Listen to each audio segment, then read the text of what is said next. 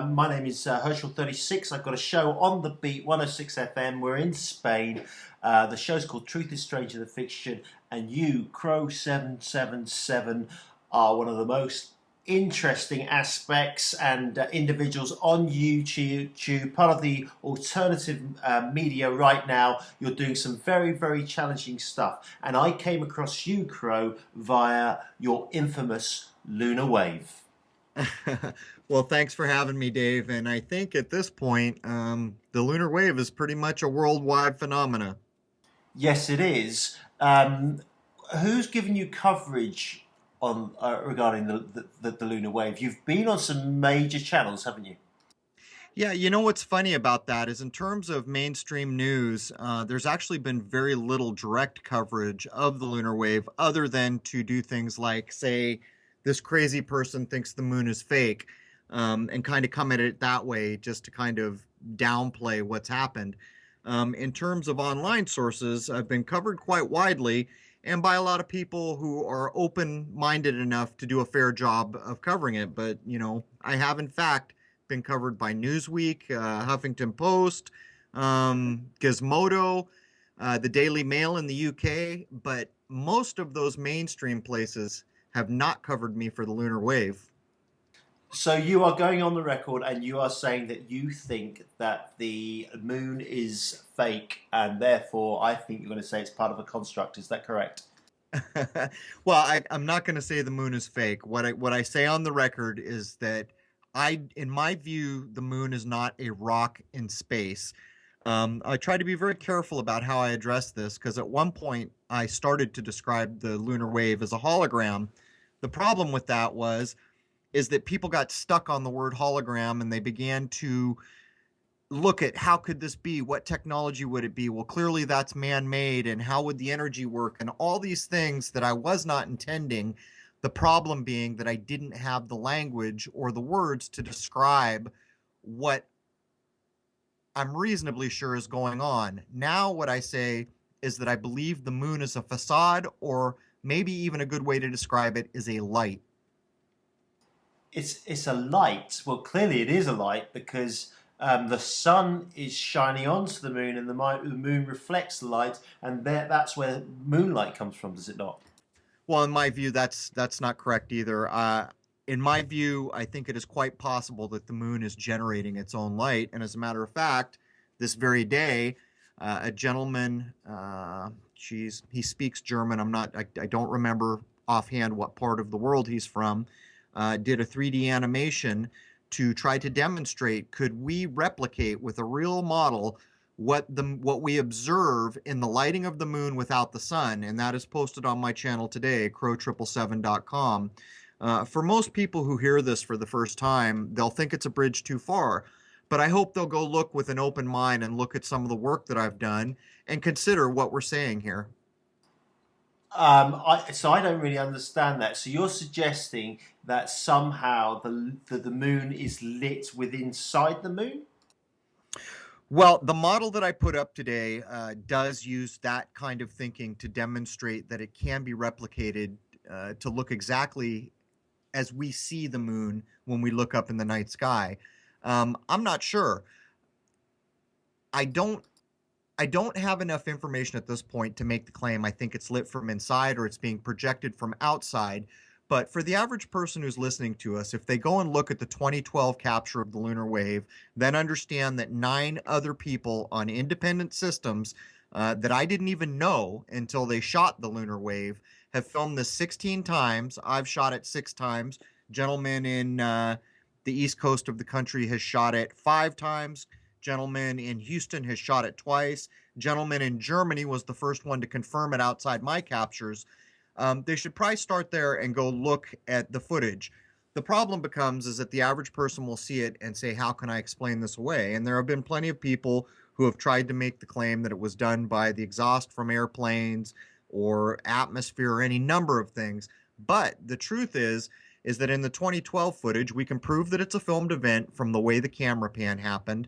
A video engineer demonstrated that the wave is not crossing the video frame. That can be shown in 2 of the captures that I made. So there's quite a bit of data that goes on with this. And also in the 2012 capture, there are a series of pulses that occur just as the wave begins, which can all be seen on my channel. So for people who are hearing this for the first time, that's probably a good place to start. And again, it will require an open mind because you have been told your entire life that the moon is a rock in space that is 250,000 miles away from us, and that the United States sent men up there that stood on it in the 60s. Okay, so I will put a link in the description of this particular interview with Crrow77, which links directly to his filming of the lunar wave, but then also other clips of other people who filmed this phenomenon that is commonly known as the lunar wave. My understanding of the lunar wave, Crrow, and please forgive me if it's wrong, that the lunar wave is a sort of shutter effect that goes across the moon. It's like a refresh. So whenever I explain it to people who are not aware of your work, I say it's like an old analog TV when it flickers. That's pretty much correct, isn't it? Yeah, I think that's a good description. It's a difficult thing to describe, but luckily YouTube is open to everyone. They can go look. But it does, in fact, look a bit like a refresh. The lunar wave always comes in pairs. That's one thing that we know about it. We have learned that it is most likely to be filmed around equinoxes, although as we approach the spring equinox here, we just had a channel called CEEDEE YouTube channel filmed 2 possible lunar wave captures. They need to be vetted in the last week. And I'm getting ready to launch a podcast, and I've done an interview with him. He will be the first guest on my show. I think the important thing to walk away with here is that the lunar wave is a real event. There are a lot of people who have tried to debunk it. It has not been successfully debunked in all the years since 2012 when I filmed the first known capture. Additionally, space agencies, observatories, all these places have really failed to chime in on their take on what it is. And with the exception of one observatory that I believe was up in Norway somewhere or in that area of the world, we have one terse response because users were calling observatories to ask them to comment, and they simply responded, "It's clearly atmosphere." The point I would make is the lunar wave is a real event. It's been filmed by a number of people now, and it really deserves a serious discussion. And yet we are not seeing serious discussion from any mainstream source.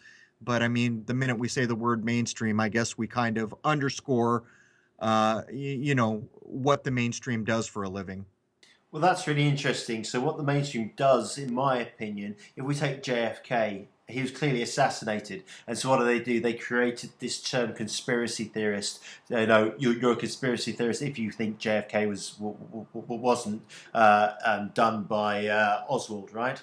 And so they mock people who question the standard thinking in our global society. But of course, the moon itself, I'm just looking on YouTube here. It's 384,000 kilometers away from the Earth, and the Sun is a good further than that. But when I come across some of your interviews, Crrow, I think that you actually question the distance of the planets out there. Well, I question the distance of the sun and the moon, and I absolutely question the description of the solar system we've been given by NASA and other space agencies, because we have demonstrated time and time again that they lie for a living. As a matter of fact, I've gone on the record as saying that NASA's mission is to ensure that we don't know anything about what's above the blue sky we see. But to get back to the assertion that the sun and moon may be closer than we've been told, I did a thought experiment on my YouTube channel where I took a naked eye crater called Aristarchus. It's the little white spot you can sometimes see on a well-lit moon, and looked it up. It's roughly 40 miles in diameter. Actually, it's somewhat smaller than that, but I placed a white circle on the globe of Earth in Google Earth, and I made it the same size, roughly 40 miles in diameter. Then I went up the 40,000 miles that Google Earth allows us to zoom away and demonstrated that you cannot really detect that crater at all, and yet the moon would be 6 times further if it is roughly the 250,000 miles we've been told it is. Now, while this is, of course, just a digital representation, it does get you thinking. If you can't detect it in a digital representation, and yet the distance it would have to be away from us is 6 times further, it should really get you thinking about the things we've been told. Because what we're being told is that the moon is nearly 250,000 miles away, and we can see with our naked eyes the Aristarchus crater, which is slightly smaller than 40 miles in diameter.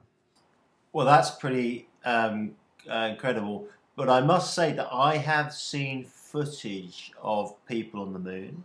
I've also seen footage of a robot on Mars. Okay.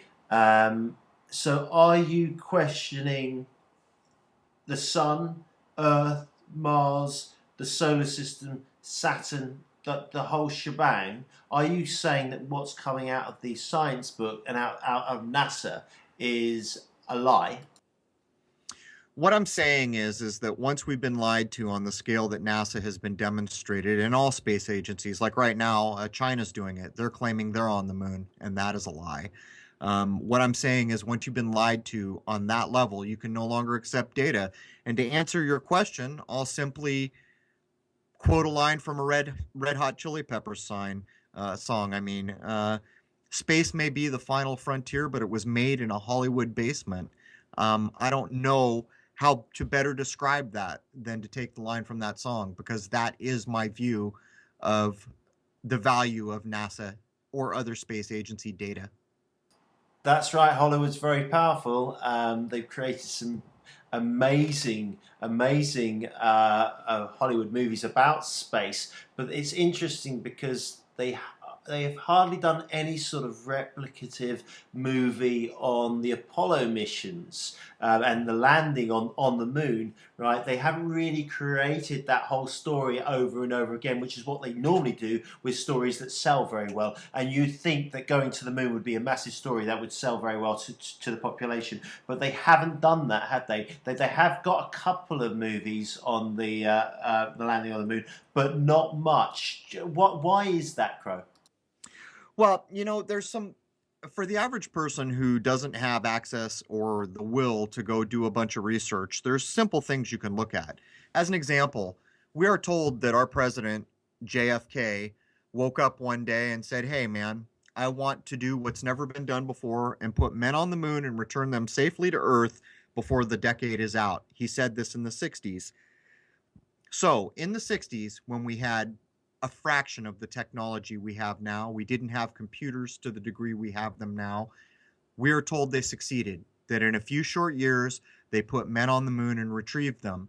Well, now, Bush the Jr., some 10 years ago, I'm guessing, said we're going back to the moon and back to Mars. And yet, none of this, after 10 years, has materialized when, in fact, in the 60s, we were told JFK from scratch, with much less technology at his disposal, put men on the moon in a few short years. So, how is it that people can accept if you take it logically from that way? And this sets aside things like Russia was racing us to the moon, but the minute the Americans put their boot on the moon, the Russians said, "Okay, you guys win, that's it. We're not even going to try to go there now. We give up." Things like this are ridiculous. And then there are people like there's a website out there called aulis.com. I think it's AULIS.com. And he's a PhD from the Ukraine who took the NASA images that NASA provided, that they told us astronauts took while they were on the moon, and he applied what's called parallax method to them. And he demonstrated with formulas that he provides, meaning they can be replicated by anyone any day of the week, that takes the parallax method and shows that in certain images, as an example, there is a snapshot where we are told the astronauts are standing something like 5 kilometers in front of a mountain range. Using the parallax method, he demonstrates that those mountains are on a stage, in a sound stage, and that they're only a few hundred feet behind the astronauts. He goes through a whole litany of images demonstrating this, and this is not really arguable. Parallax method is achieved by using formulas and math. These things are replicatable. But what we find is if we were to go out tomorrow to the science community and say, okay, we're going to use all the scientific method we can bring to bear to determine one way or the other whether NASA went to the moon and whether these images and evidences they have shown us are real. The problem becomes is that science will never do that because science has already adopted that the moon landings are real. So, I mean, this is what we're talking about here. It's not really arguable at this point that the moon landings were a fraud. And yet, in the mainstream, in science, in universities, you can't even talk about whether or not they're real. That's right. You can't. You're laughed out of the lecture theatre if you suggest that the land movings were nothing but a created in a Hollywood basement. You know, That's right. I know that song so well. It's a fantastic. They were a great band, and they still are, and making a comeback. But yeah, we are the likes of you and I are laughed at by the mainstream population. It's like we didn't go to the moon. Of course, we went to the moon, and I just wonder why would people create this image that we went to the moon? You know, what's the benefit? But really, it's deeper than that, isn't it? Because you're saying that the moon itself is nothing more than part of a construct. So what you're saying is much bigger than that again, because clearly we are living in some form of construct, and that brings up, for me, always does, the film The Matrix. Is there any truth in films like The Matrix? Well, I think it's a hell of an allegory, isn't it? And I think we could argue endlessly on how accurate that allegory is. But at the base of things, there's a reason for the popularity of that movie. It is an allegory for the realities that we find ourselves in one way, shape, or form. And whether or not we're actually batteries or any other piece of that movie can be argued. The point, the overarching idea behind that movie is resting on a foundation of things that we can now see, like the moon landing, that point to just a massive illusion in so much of the mainstream information we've been given. And again, to get back to it, if we consider that the moon landings were in fact made up out of whole cloth, filmed in Hollywood, maybe by Stanley Kubrick, then we are stuck in a situation where everything we know about space was handed to us by the very people who committed this fraud. And in my view, once we know that fraud has occurred on that level, we can accept no longer the data that they have given us, which means we start over from scratch and we challenge it all. Well, that would be really exciting. So you're working on a project, the Crrow 77 project. What is that project, Crrow? Basically, what it's meant to do is take actually just real observations, real video, and challenge the things that we have been told. And the lunar wave came out of that effort. Actually, the lunar wave in many ways started this effort, where it became pretty clear that once I quit accepting what I had read in a book or what I had been told all my life and went out for myself and turned on a camera with a good telescope, what I found created problems for all those things I had been accepting all my life. So, I mean, that is the basis of the Crrow Discovery Project. How will the Crrow Discovery Project manifest? You mentioned a podcast website. Is that correct? Yes, excuse me. I'm getting over a cold. Within the next handful of days, I'll be launching my podcast website. And what that will be designed to do is to basically challenge the basic tenets of almost everything we've been taught with regard to the sun, the moon, and space. But to further that, there will be a membership area where free speech will rule. As we all know on YouTube, there are so many restrictions these days, and many of us live in fear of getting copyright strikes or being shut down altogether and losing thousands of hours of work. On my own privately owned website, we will be able to talk and create video on anything we like.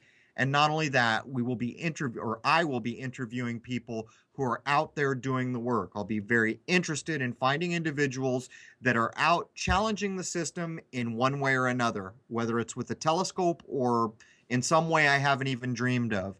And that's going to be the basis of the podcast and the website. Okay, so how many people do you know are are out there with a telescope and a camera filming the skies? Well, it's funny you should say that. There are actually getting to be quite a number of them. I would estimate that within the last couple of years on my YouTube channel, there have been hundreds of people who have gone out and got telescopes for themselves, or inquired about what they should get to start doing what they see me doing. The first interview I will do on my channel is from, or on my podcast, is from a YouTube channel called CeeDee. And this is an individual that was inspired by the work I was doing and got himself a telescope and got himself a camera and is now producing and live streaming, which I don't do, video that is every bit as good as anything I have produced. So Sorry. how can people find that online? Yeah, the CeeDee channel is on YouTube, and when you go to search him, you'll know you're there. When you look at the header of the YouTube website, there will be full moons all the way across it, and you will notice that he does a lot of lunar work. He live streams the moon, which is fantastic, because what that does in essence is it gives anybody who wants to tune in while he's doing it free access to an 8-inch telescope viewing the planets, the moon, all in real time. Okay, well, it's really interesting because on my when we last spoke a couple of months back, I had some guys on there say, debunking your position and saying that there wasn't any live footage of the lunar wave and that you wouldn't allow them to see blah blah blah whatever. There is now. There is now. That's right. Because this very channel I'm telling you about has 2 possible lunar wave captures within the last week or so, which is how I was aware of him, but I met him and began to talk with him after these captures. And while those captures still need to be vetted, there it is. It was done. At least one of those was done during a live stream, and he didn't even know he had caught it until the people, his followers that were watching the live stream, notified him and said, "Hey, I think you caught the lunar wave." So there it is, man.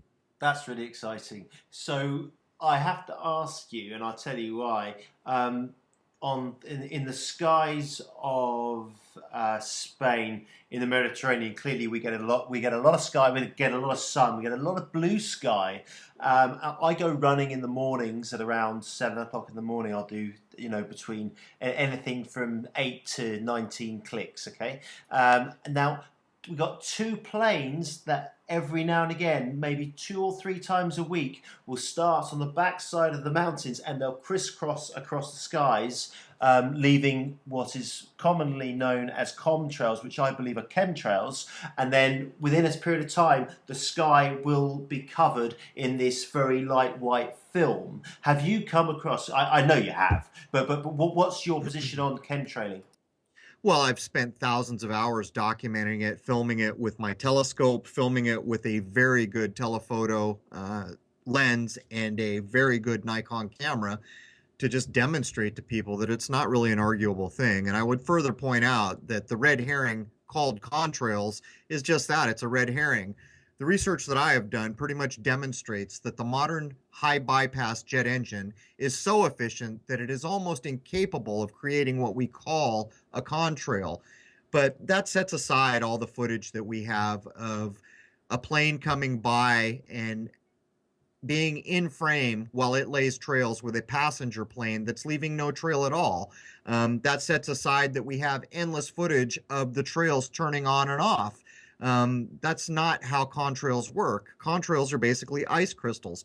But to top it off, there have been an endless number of very bizarre objects called orbs filmed in and around chemtrails. And one of my most viewed clips is footage of one of these little orbs shooting some kind of a plasma beam or something into a chemtrail.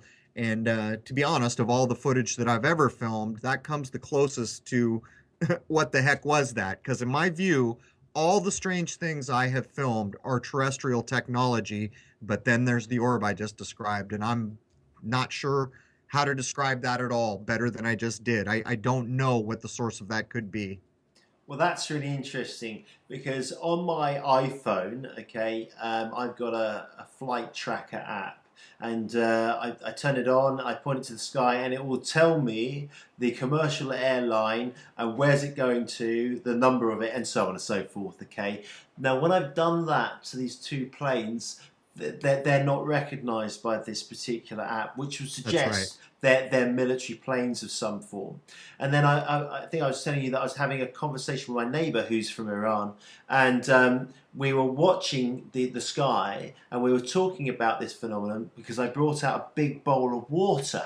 Okay, the idea was that I'll leave the water out and let the whatever is in the atmosphere fall into the water, and I go and get it tested for things for lithium and various other metals. Okay, my neighbours suggested that they were contrails, and then half an hour later, at the end of our conversation, he turned around and he said, "But the contrail would have gone by now, but it's still there." And this thick, long, white streak of something was dissipating gently over the sky, and there was crisscrosses. I'm pretty absolutely convinced that chemtrailing is taking place. And I took the water to a lab to be tested, but the lab was shut, so I never got to that part of my little experiment. But I will do it the next time that they have the planes out there on the Mediterranean sky. But why would they be spraying the planet, Crrow, and what are they spraying for?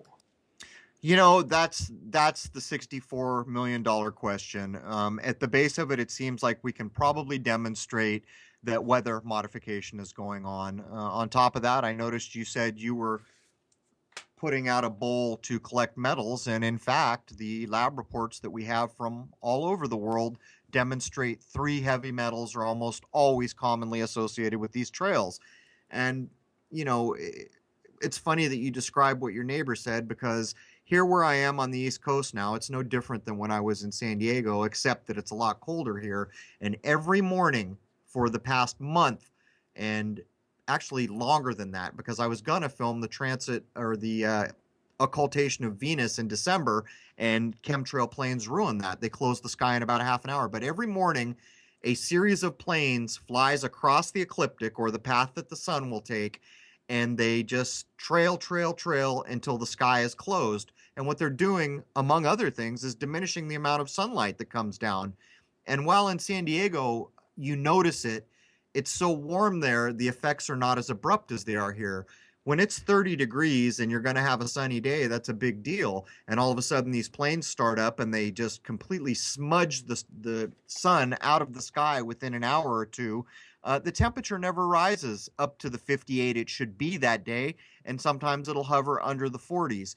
The point I would make is whether or not chemtrails are real is really not arguable. What it comes down to is whether or not people have chosen to educate themselves.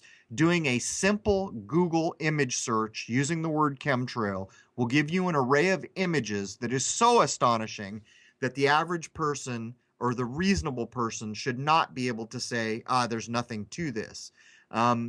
If you're listening and you don't understand chemtrails are real, do that. But when you couple the thousands of hours of filming that I have done, you can go look at the video on my channel and see things that shouldn't exist, from the shooting orb to just any number of bizarre objects in the vicinity of these planes. And as you mentioned, using a locator app, you often can't find a flight plan or flight numbers. Well, I can take it a step further. Using my telescope and a telephoto, a lot of the time, these planes have no markings, no numbers, no nothing. And again, I have plenty of footage that shows commercial airlines carrying people in the same frame as these, whatever they are, military or who knows, planes, leaving just persistent trails that last for hours and hours. That's really interesting. I know that from a 9/11 perspective, there were claims that were no markings on those planes that hit the Twin Towers either. If it was planes that hit the Twin Towers, it's hard to say really. But I'm also aware that I probably will find, when I get the water back from the tests, the laboratory, I'll find stuff like arsenic, barium, strontium. Strontium. Thank you, strontium. Aluminum. That's right. That's right. And I don't know what the effects are on the human body of those metals, but I do know this, there's a war on cancer, and cancer rates are going through the roof. There was an article in one of the mainstream press newspapers in the UK saying that 40% of all British people will at some point get cancer. It is predicted. Buh, buh, buh. You know, certain mental disorders are higher up. There you go. It's just going crazy. So clearly, right now there is an attack on Joe Public. Well, I mean, for the average person, if you just consider putting fluoride in your water and what that means, it's not a huge leap to understand that what they're spraying out of these planes is not a healthy thing to do. What is a bit baffling is to explain why they would be doing that when presumably everyone breathes the same air. And while I can't answer that, I can tell you definitively that chemtrails are a fact. And for people who look at that and say, there's no way, I would remind you that there are still dentists in this world that are putting mercury in your fillings, which is a known poison, a heavy metal, much like what's being sprayed in the chemtrails. So consider that in a world that is still putting fluoride in water and mercury in fillings, why is it so hard to consider that these planes are spraying things that are just not healthy? Well, again, that's very interesting, and I will speak to people about fluoride in water, and they'll tell me that's a lie. It's not true. There's no fluoride in the water, and I really need to test my tap water. But I've just moved actually to a Kangen water machine that gives me alkaline water, but that's a whole different topic altogether. But the general population are just not aware what is going on, and they think that conversations that we are having right now are either it's nuts, that we're crazy. That's okay. That doesn't change the truth. And the truth is that for the people that are telling you there's no fluoride in the water, tell them to go to San Diego, which was the city I lived in a short while ago and grew up in, and tell them to look up the newscasts where on the news they're announcing we're putting fluoride in your water. There it is, black and there's no arguing that. It's on the news where the city is informing you that from here on in we're going to poison your water with fluoride. Um, it doesn't matter that people say negative things or view us as crazy. It doesn't change the reality of the things we were talking about. Okay, so I want to go back to the orb. I don't know what an orb is, to be honest with you, and I think you're suggesting some form of artificial intelligence or extraterrestrial being. Is that correct? Because N- go no, I don't know what creates the orbs, to be honest with you, and I'm not even sure about their size because the distance from me when I'm using a telescope or a telephoto is always subjective. I think that there's a good chance that some of them may be in the neighborhood of 6 feet in diameter because one time when I filmed them, there were these birds in the sky that even the juveniles have a 6 foot wingspan. This was in San Diego. They're kind of like condors, the birds that I'm speaking of. But I'm not suggesting that they're alien. Everything I have ever filmed, in my view, is terrestrial technology. But what I am saying is that the orbs are so unusual, it's hard to know what could create that. They look like a white kind of plasma ball. In some cases, they look to be internally lit and they drift around in the sky against the wind. And in the case that I have mentioned, I have footage on my channel of one of them, what appears to be shooting twice a plasma beam out of the orb into a chemtrail. Now, there have been a lot of people who have filmed these orbs, but I'm not sure that anyone has accurately defined how they come into being or where they come from. But I would also mention I have filmed them coming from across the sky, miles and miles away from the chemtrails I'm filming, headed in the direction of chemtrails. Because there was a time when I thought, well, maybe they're being dropped by the planes. So the short answer is I'm just not sure what they are or where they come from. Okay, so how many of these orbs do you feel over the period of filming you've captured? Well, early on in 2013 and or through 2013 and the beginning of 2014, we used to film them quite frequently. The truth is that they are very difficult to film now, and usually when I film them now, I'm not even aware I've done it until I'm reviewing the footage, which is unfortunate because that generally means that they're only in frame for a short period of time because I didn't stop panning the camera or something like that. In the case of the shooting orb, there were about 14 of them around a chemtrail that we could see with our naked eyes. So on that particular day, we absolutely saw them with our naked eyes and knew we were filming them. Quite frequently, we find that we can see them through the camera, or we find them when we're going through the footage that we filmed later. But as of late, it's been very difficult to get footage of orbs. Wow, I mean, it's all pretty challenging stuff. Could I just ask you, therefore, about the stars? What are they, in your opinion? Well, at this point, what we can know of the stars is that they're lights. And I know that's not a very satisfying answer, but unfortunately, that's what we can know. There are some people, artists and others, who are doing some interesting work demonstrating that as the stars roll over our heads at night, that we should see a difference in the distance between them if in fact they're at all different distances from us. And this is not what they see. These people are claiming that this demonstrates that the stars are on a 2D plane rolling over our head. And while I don't have much work directly relating to this, I think it's all very interesting. At this point, what I will say is that we know they are lights. We don't know much more. So the largest star in the so-called solar system is the sun. Um, what are the inconsistencies of the sun that you've come across?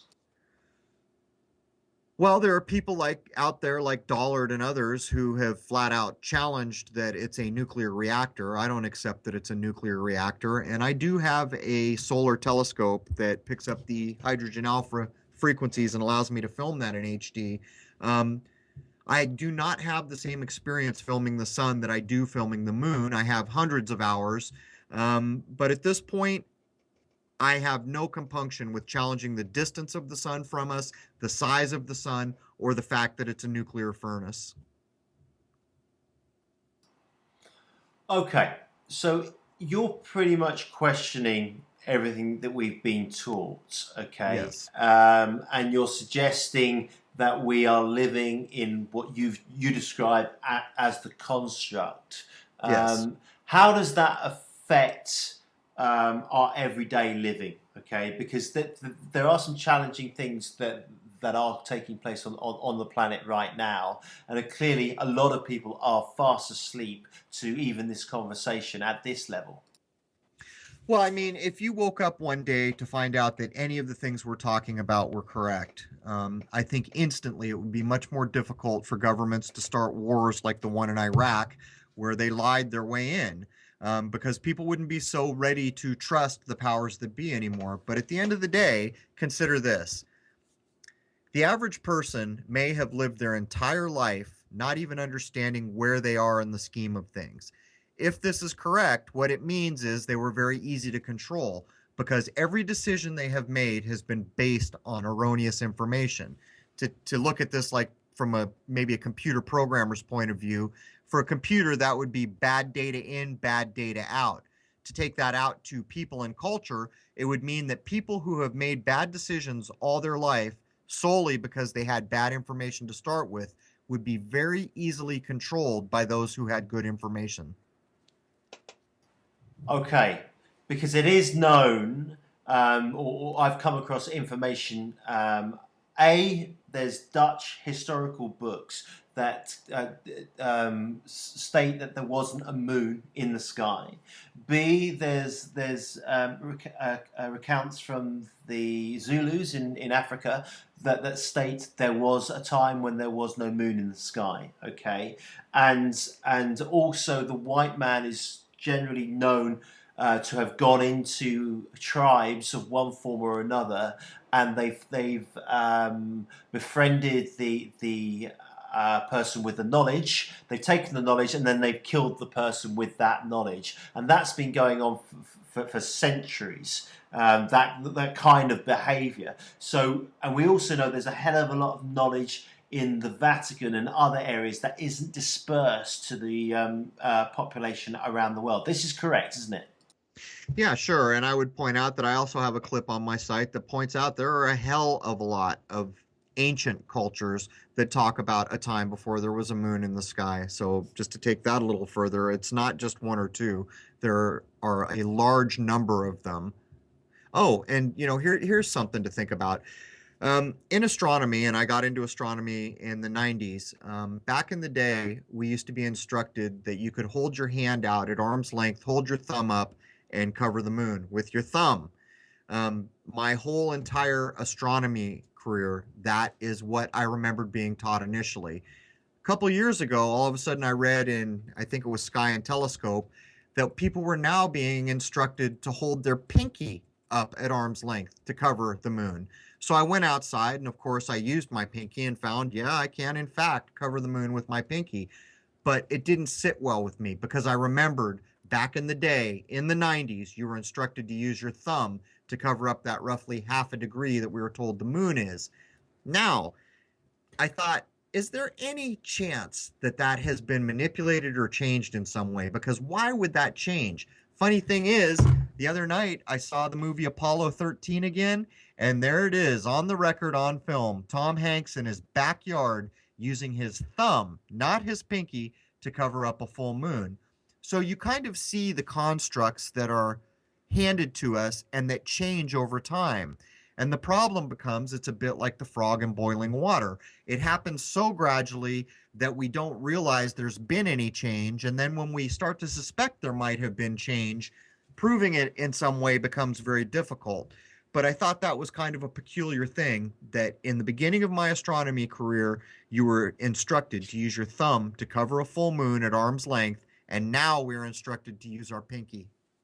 Yeah, these things change over time with generations, and really, I'm pretty certain it was you who told me this, but we only know history back to our great grandparents, but no further. But that's your statement, isn't it? That we don't actually know what's gone before us.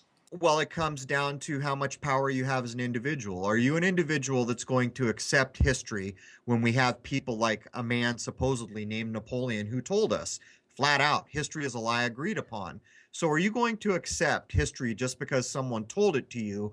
Or are you going to challenge that and try to demonstrate it in some concrete way? And what I have said is the average person can't see much past a grandparent, or if they're fortunate, a great grandparent to confirm history on any level, which means that it could be possible for history to be changed over the course of about a generation or a generation and a half, depending on how long you mark a generation.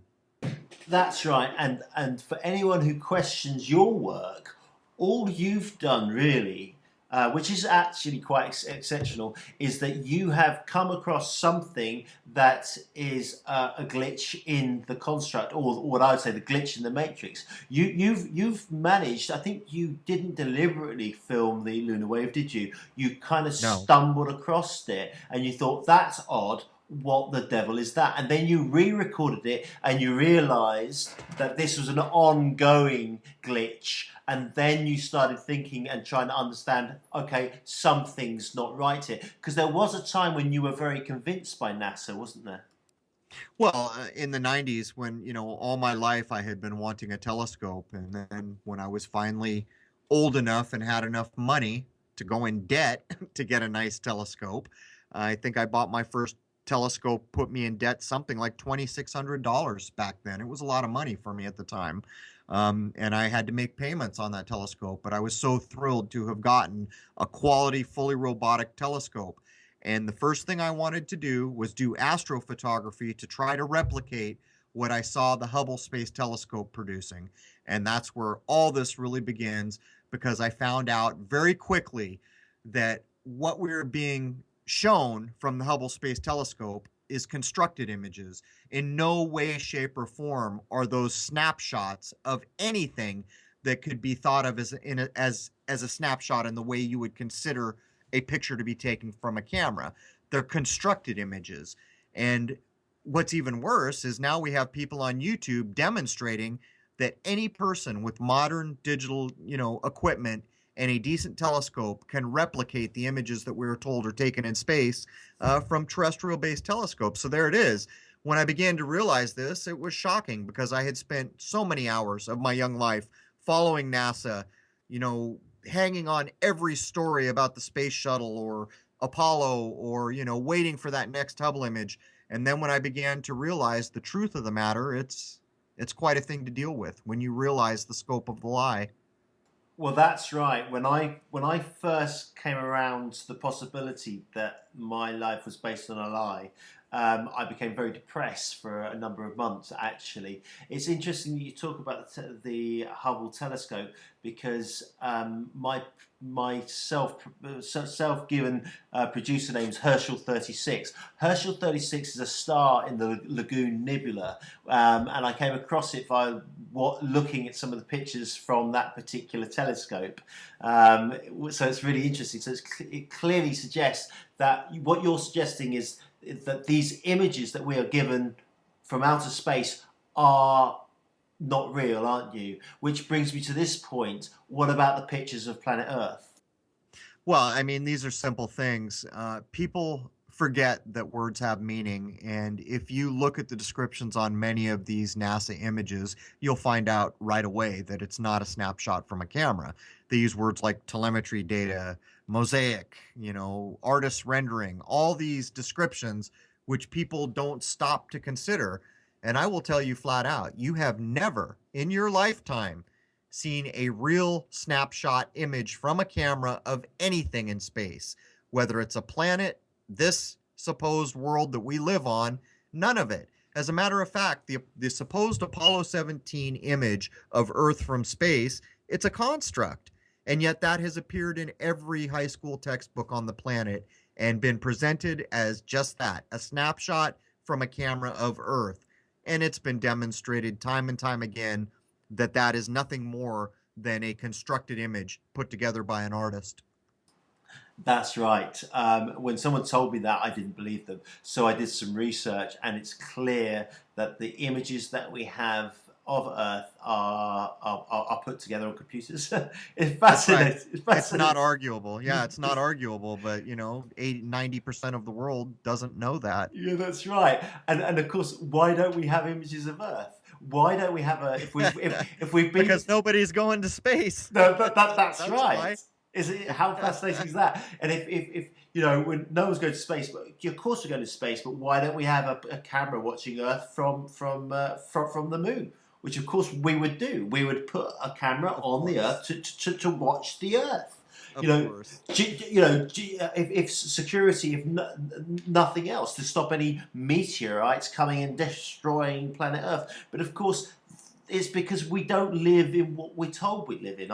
I'm pretty certain of it. I can't No, we prove don't. it, but I'm pretty certain of it. Well, you actually can prove it. I mean, you can't prove it in the definitive way that most people would like you to prove it, but you can pull enough ancillary evidence together to demonstrate the scope of the lie, and by extension, why would there be a need for a lie of that size?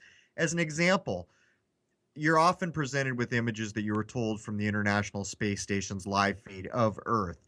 One of the funny things you notice about that right out of the gate is it's almost always, like 90% of the time, over water and covered in just endless clouds. So many clouds that when you consider, is it even possible that the entire planet is that cloudy all the time? You start to wonder. But it is very rare to even see a landmass. But if you examine the footage you're being handed in this example, one thing that you will notice very quickly, if you went to any art class ever in your life, you will understand what I'm saying here. When the clouds are far away from the camera, the distance between them should be small. As they come closer to the camera, they should widen those distances and the movement should slow down. These are the laws of perspective. And this is not what we see in the footage we're handed. And that outright proves that it's fraudulent footage. Not only that, there are some very bright people running YouTube channels that have shown that the majority of imagery we're shown that we're told is from space is simply from a high altitude aircraft at about 70,000 feet. So there it is, man. If you go out and actually look and challenge what you're being presented with, you will discover very quickly that you're not being told the truth. That's right. And then, this conversation goes on forever because there's thousands of satellites in the sky, yet we don't see the images of the satellites. Those satellites could have cameras on them. We don't have that, and so on. It goes on and on. Well, let's address that really quickly. Um, Among the hardest things you will ever set out to film, in my view, is the lunar wave. The first time I filmed it, I took endless heat for a year and a half while I filmed nonstop, trying to convince people that it was a real event. It took me a year and a half to film it again. And then over the years that have gone by, we kind of figured out that if we film near equinoxes, our chances are better. But, that if we film all the time, there's still a possibility. We're still learning. But I'll make a statement here. The hardest thing you can ever try to film, if you film as I do, is a satellite transiting the moon that you can identify as a satellite. Early on in my YouTube career, I thought I had two of them, and at the time accepted them as satellites. But the truth is that I now state for the record that satellites do not exist in the way they have been described to you. And I would point out, we live in the high definition age, which means anything that is amazing that can be filmed will be filmed, and you cannot find a real image of a satellite anywhere. And why is it that a astronaut on the ISS has never taken a picture of one of these 10 or 20,000 satellites in space? And I'll tell you why that is. Because satellites do not exist in the way they've been described. And if you go to my channel, you'll see that I have filmed an endless parade of objects transiting the moon. But guess what? None of them look like satellites, not the way that we've been told they should look. But that brings me back to the CD channel. In this last week, he has filmed the light they call the International Space Station, and he's also filmed the light they call the Hubble Space Telescope. People should go over there and watch that, because while there is something there that corresponds with Stellarium and other programs that claim that is the ISS, the fact remains that all the footage of astronauts in it is faked, and all the data that we're handed about either of those things, the images from the Hubble, it's all faked, and you can demonstrate this. So what is it that we're seeing? Well, we're seeing lights of some sort. Well, I would agree with you. Okay, I think it's all one big scam up there in the skies, but I also think it's one big scam down here on planet Earth. You've recently had the Oscars in the US, haven't you? Which is very interesting. What Crrow. Yeah, it's such a scam. Lots of millionaires flying from in their private jets from New York to LA, talking about energy conservation and so on and so forth. And of course, the bigger Hollywood movies coming up are the US elections. I don't want to pull you into politics, but do you have a view on that? Oh God. Here's the quickest way to do a test on yourself to see if you're awake or not. um, if you have been convinced that you are either a Republican or a Democrat, then you have absolutely informed yourself that you are not yet awake. There you go. There's my take on the elections. It is such a fraud that it is hard to imagine that people even take it serious. As a matter of fact, I'm almost embarrassed to admit that I'm an American when I see the Trump footage or the Hillary footage. It's like, I mean, Trump is a man who had a reality show, and I don't even know what to say about it. It's a joke. It is a very sad joke. And for people to be fooled into considering themselves Republican or Democrat demonstrates the scope of the fraud down here. Because I assure anyone listening to this that you are so much more than any one of those constructs. There is no political party that can encompass the complexity that you actually are as a human being. But yet, so many of us have been fooled into thinking that, yep, I'm a Republican, that's me, and that's not your idea. That's someone else's idea that you have accepted as a definition of who you are. And that kind of illustrates where things are down here. Okay, so help me break out of my. I quite like Trump, right? I Oh think I no. know, I know exactly. So tell me, to explain to me. I mean, I think Trump's quite refreshing within that entertainment sector, which is the US politics. But what you're saying to me, or what I'm picking up from you, is Trump is no different from Clinton. No different from Obama. He's just an asset of the control system, correct? He's no different. Well, he's a little more offensive, but he's no different than any president we've ever had. Um, so many people would go back and say, "Oh, well, it all went to hell after JFK." No, no, no. You're not looking at this in the macro.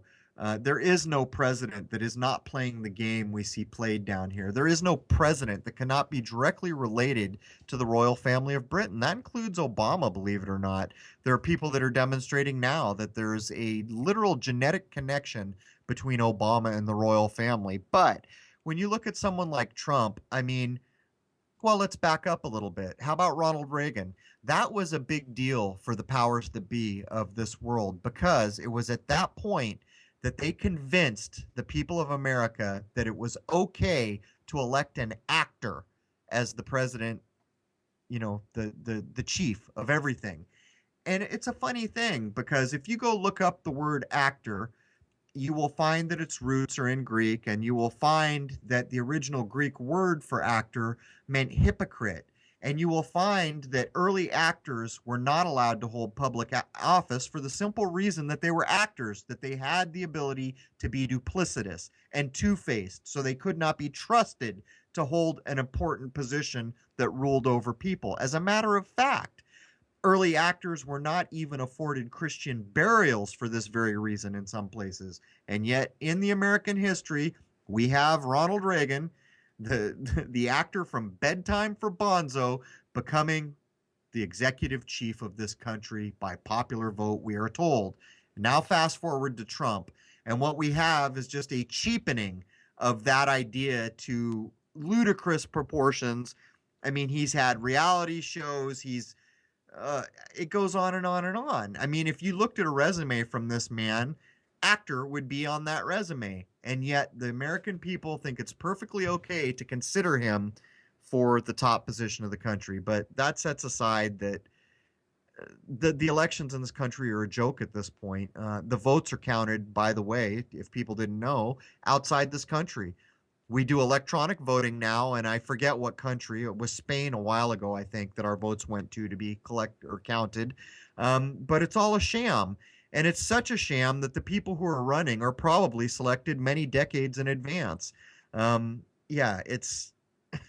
I don't even know how to address this. It's so ludicrous. I hear what you're saying, but it's so difficult for even me. I'm relatively awake, okay, but I still get drawn back into the story of the world, and I find it hard not to. And that brings me to Hollywood and also music, okay, because I know that you've done a lot of work on music, the frequency that music's recorded at, and so on and so forth. But I've come across information that suggests that they're using computer algorithms to identify which songs will be hits and which songs won't be hits. And it's such a narrow band of producers and writers who are writing all the hits. That's why all the music sounds the same nowadays, with hook after hook after hook, and individuality is out through the window. I am right in saying that you've done some work on music, haven't you? Yeah, well, I've written some articles about the weaponization of music, which occurred in the 30s, I believe. People can go to the Higher Side Chats, which is a podcast that has a blog section called Crrow's Corner, where I've written 9 articles for them. And one of those articles is about the weaponization of music. There's an interesting movie called Radio Free Albemuth. I think it was based on an Andy K. Dick or Philip K. Dick novel. Um, that's a good representation in many ways of what music is. It shows in the movie how music is used as a weapon against the populace. But so many people have forgotten kind of Beatlemania. And there was actually an Elvis mania before that that people have forgotten about, where supposedly a girl was trampled and all this. You know, it's a funny thing when you read the article that I wrote and you begin to understand what that was really about. And it was, in fact, the weaponization of music. As a matter of fact, at one point, Israel refused to let the Beatles into their country to perform because they said there's no musical quality to what you're doing. You're just inciting riots. And that pretty much sums up. But you know, you're a DJ, so you're aware of all the backwards masking and all the things that went into that music. And I would point out, if you take a band like the Beatles, did you ever consider that, what was it, 1966? I think 1966. I don't know if I've got this date right, but I think 1966 is when the Beatles quit touring. So for the majority of us, the music that we attribute as great music to the Beatles was never performed live, ever. It was made in a studio. And when you consider listening to that music, that it could not even be performed live until, you know, some of these cover bands came out and they finally had synthesizers that could play 3 or 4 parts at once, they couldn't even play that music live. But I ask you, was it John Lennon or Paul McCartney that wrote all the horns and the violins and the orchestral section? Who wrote all that music? And then many people will probably respond, well, the fifth Beatle did, George Martin. The point I am making is that music is not what you think it was. And if you're interested in understanding what music has become, go read my article at the Higher Side Chats. It's called The Weaponization of Music. Brilliant. Well, I've got to say that Higher Side Chats is absolutely top-notch stuff. And so's your stuff, mate. Absolutely brilliant. Listen, thank you very, very much. We've gone over an hour of this interview. I will edit this and send you the audio for you to edit as you feel fit. But I just want to thank you for your time, for your expertise, and for you educating me a little bit tonight. I really appreciate it because there's one thing that I'm desperate for. That's the truth. I really want to wake up and I want to be able to offer that kind of knowledge to the people that I love. I think it's really important. Thank you.